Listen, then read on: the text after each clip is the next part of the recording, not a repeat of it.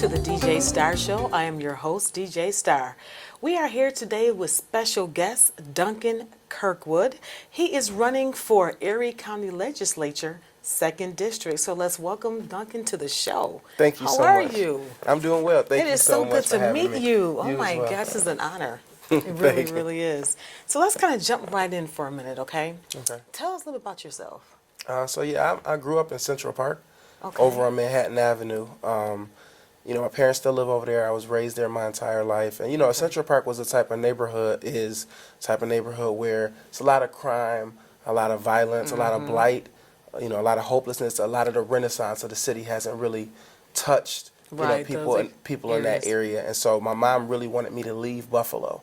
That was her big goal. Oh, really? Get me to live to be 18 and then leave the city so I'd have a chance at Wow. life. So Okay. when I graduated high school, 5 days later, I went down south. I went to performing arts, and then, like I said, I graduated and went to Black College, Alabama State University, Excellent. where I got my bachelor's degree in public relations. Then I would Okay. go on to get my master's degree in public administration Excellent. while serving in the Army. Alabama Army You was National Army Guard. too? Yeah. Oh my I gosh. served for 8 years, 6 as an officer commissioned by Congress. Uh-huh. And so it was my job to lead soldiers. And we were served in a chemical unit. We did stateside search and rescue, disaster relief. We would help people when a tornado would rip through a town and stuff like that. Amazing. And so then, I went on, and around that time, I really got active in the community. When I was in college, I was the student body president of my university. Ah. And then I sued the city of Montgomery Why? to protect voting rights. So in all the former Confederate states in the South, they had to get clearance from the Department of Justice before they could make any election change, because they used to do poll tests and then literacy tests to stop blacks from voting. So now they have to get clearance to make any changes. Well, the city of Montgomery changed our election date, and they didn't get that pre-clearance. So I got with some other civil rights leaders, and we sued the city to try to protect the voting rights of our citizens in the city.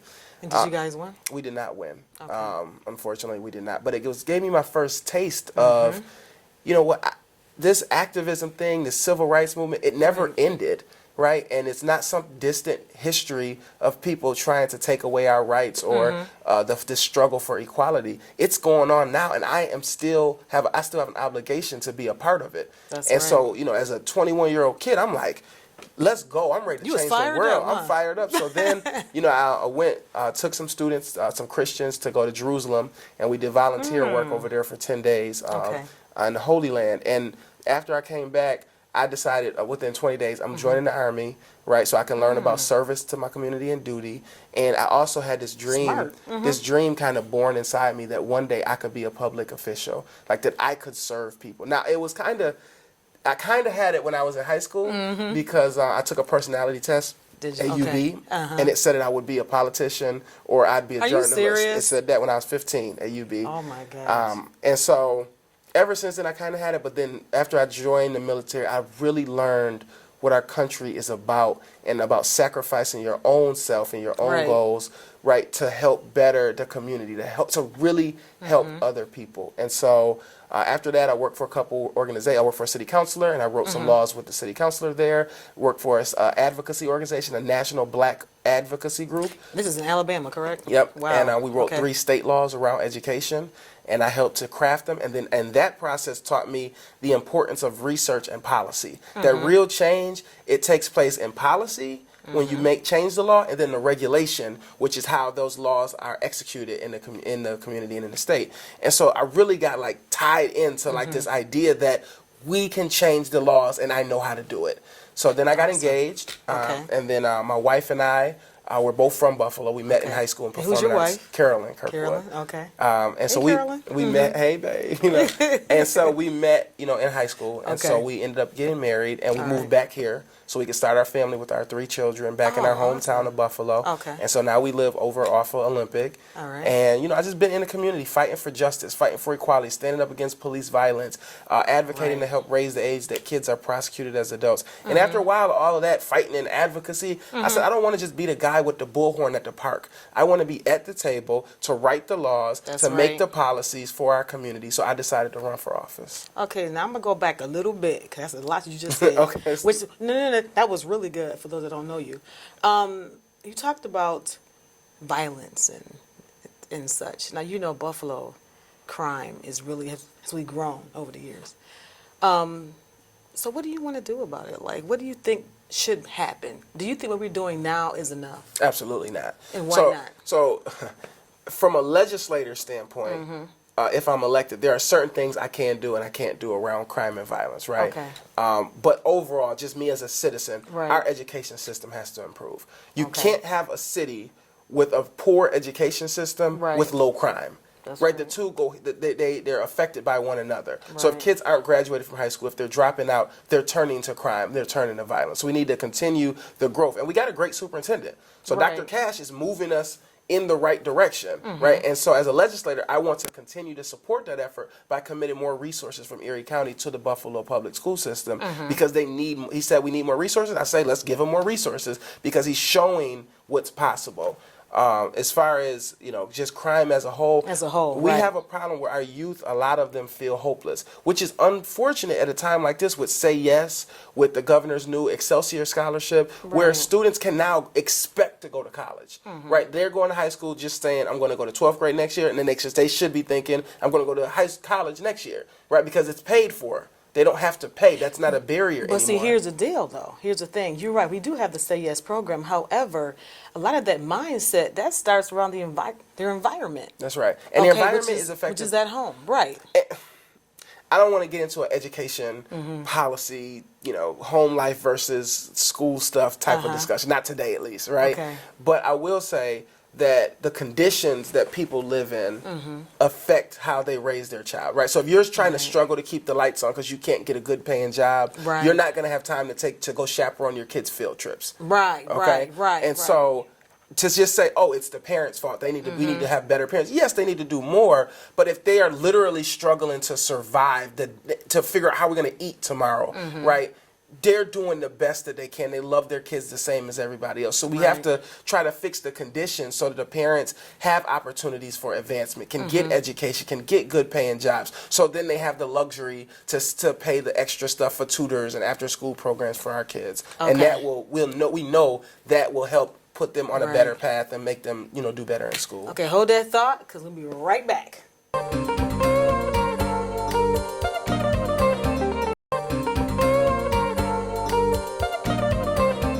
Welcome back to the DJ Starr Show, and we are here with Duncan Kirkwood. He is running for Erie County Legislature, 2nd District, and we discussed a lot of issues in our last segment. So we kind of want to touch on education a little bit more because it's very passionate to us, okay? So let's kind of roll back a little bit. Okay, I was reading, and it was a website called niche.com, and they were listing the best school districts for 2017 out of 30. Okay, number 1 school was Williamsville School District, number 1. Number 26 was Buffalo. Okay, so I want to know, how do we pull Buffalo up? Right. So, all right. So I don't want to focus too much on education policy Right. because as a lawmaker, as a legislator, I don't have the control. I'm not running for school board. Right. Right. We have some great school board members, right, and a superintendent, and they're trying to But get your us in the personal right. opinion, what My do you think? personal opinion is the first thing is people always blame poverty. It's not poverty itself. It's the concentration of poverty. So think of it like this. If there's a classroom with 30 kids, just say 27 kids, Okay. and 25 of those kids are from affluent upper middle class families, and they're just just great kids, okay? Right. And then there's 2 kids from the hood, the super hood, not the like normal the lower income area, no, the hood, right? The hood. Those kids will develop the norms. Those 2 kids will develop the norms of the other 25 kids. They'll look at themselves like the other kids look at themselves. Right, They'll right. expect the same things of themselves as far as learning like those other kids. Okay. Okay. But if there's a class of 27 kids and 25 of the kids are from the hood, and then you got 2 upper middle class families, then the opposite happens. Those 2 upper middle class students who are have had all these supports and everything will kind of go down to the level of the students who have not had the educational Right. foundation. So what we need to do is start to find ways to spread out the students. right? So that the kids who aren't performing well or who have had troublesome home lives or community lives can start to see themselves like the Olmsted kids or the City Honors kids or the Williamsville kids. And there are ways to do that by like creating ways where you can bus students across the county to go to different public schools. I mean, there's different ways. And that's why I said the education policy thing, I literally could talk about that for an hour and all the best practices because we have the answers. So there's not a question of, man, our education system has been struggling for decades. Why can't we fix it?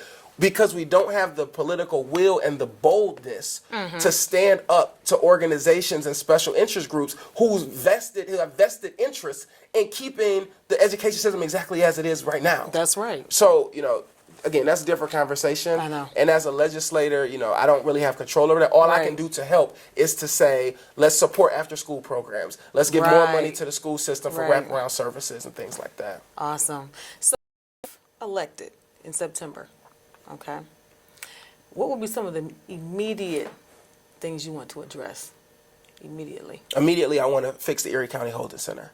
So why is that? Talk about that a little bit. So the Erie County Holding Center, terribly run facility. All right, for many reasons: the number of deaths, how they report deaths, the suicide rate, the inmate complaints, the dignity and respect that people are treated with, or lack of, rather. So there's just and everybody kind of knows that the holding center is terribly run, and everybody puts that at the sheriff's feet. They say, yes, they do. They say it's the sheriff's fault, and it is. But the legislature has a role to play because the legislature allocates the money for the holding center and the correction center every year, over $85 million. So as a legislator, I want to work with other lawmakers to figure out how we can leverage the fact that we're paying their bills. We're giving them the money to operate to force policy change. So that's something I'm going to be pushing very hard on. The next thing is I want to make sure we've got clean drinking water. Right, and we have clean, clean houses and clean neighborhoods because this zip code 14215 and the surrounding zip codes, I've been designated communities of concern for lead poisoning, and for some reason it's not on the news every day. Nobody's talking about it, right? But that affects our families the most in our communities in 14215 and the surrounding zip codes. And then if you follow the train, right? So kids get lead poisoning. They go to school, they're diagnosed special needs, they act out, they drop out, they end up in prison. So we're literally poisoning our kids and creating a pipeline to prison. And then, the teachers union invests in private prisons, right? So then you got to wonder kind of how all of this maze is put together. That's true.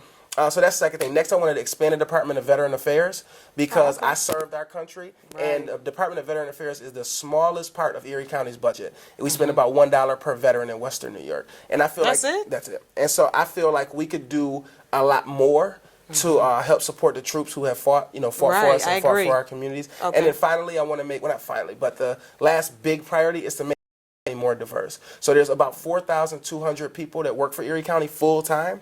Only 280 of them are black, right? So out of 4,200 people, 280 are African American. Only 280 are black. That's a problem for two reasons. Why? So number one is that means we are not getting the good jobs. Those county jobs, we're not getting them. No, we're not. The second problem is when social services comes to our homes or our communities, when child protective services comes to our homes, it's some woman from East Aurora or West Seneca, right? It's not someone who's from our community who looks like us, understands us, which is why even though black people only make up 13% of Erie County, 13% of Erie County, 44%, almost half the kids taken out the homes are black children.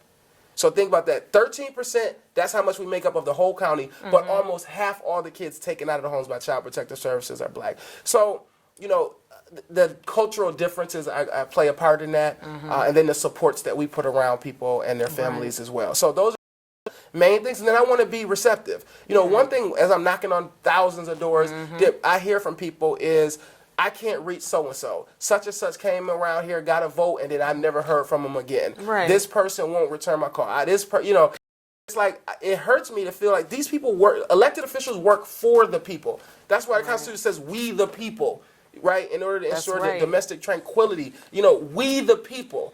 And so to hear elected officials who are being paid with tax dollars are not responsive to people is something I will stand against. Like, I will be somebody, you can call my cell phone, you can reach me on my email, you can come to my office all the time. So open door policy, Duncan Kirkwood. Do not say one more word. We'll be right back, Duncan. All right, right back.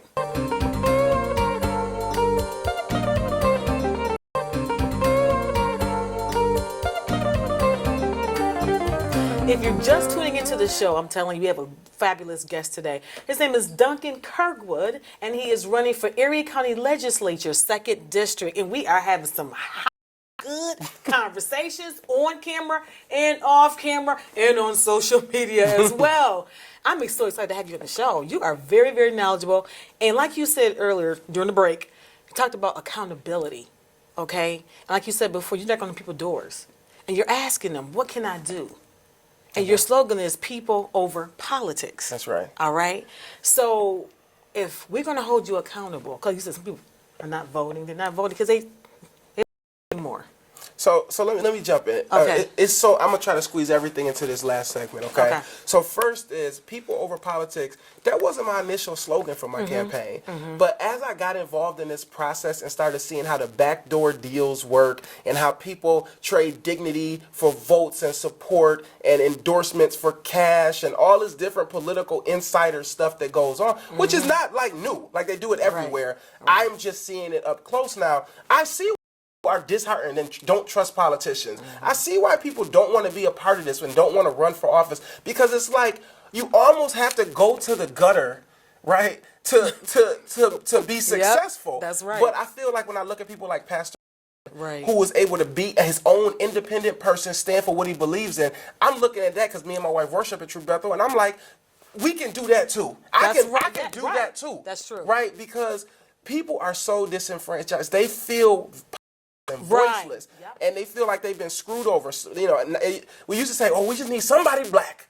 Let's just get somebody black in there, and then everything will be better." Right. And then black politician after black politician after black politician comes through, and they're not bad. I'm not denigrating them. Right. I'm just saying people feel like they're not being represented, even though the person who looks like them that's in XYZ office. So it has to be about more than just, oh, this is a woman, or this is a black guy, or it has to be about what have you done? Right. What are you?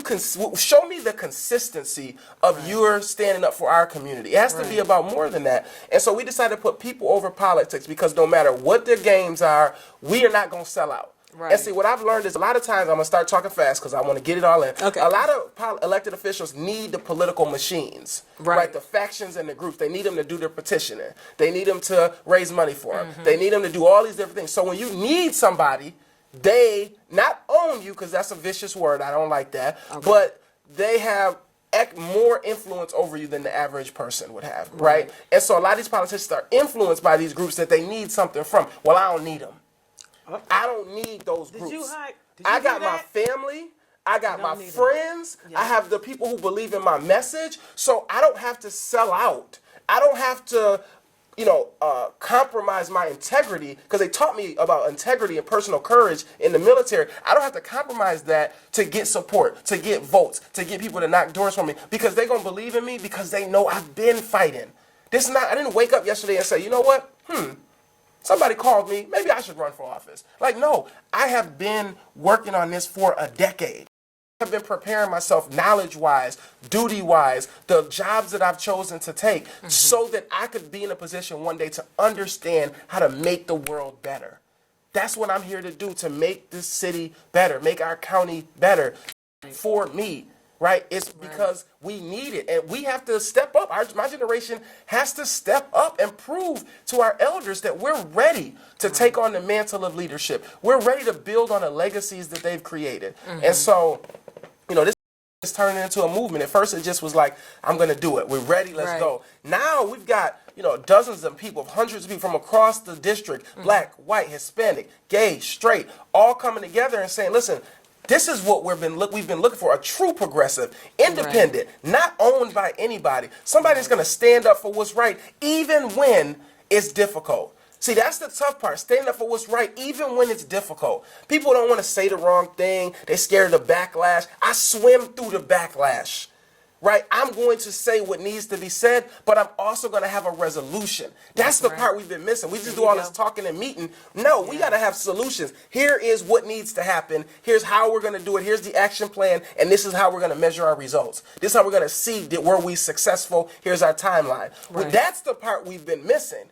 right? And so I'm trying to bring that with the passion, with the people, so that we can revolutionize this city and continue to build on the progress that's already been made. I'm not trying to burn down what people have built before me. I'm trying to build on it. That's right. Right? And so, you know, I'm running for office, and I hope people will support me. I hope you all will support me.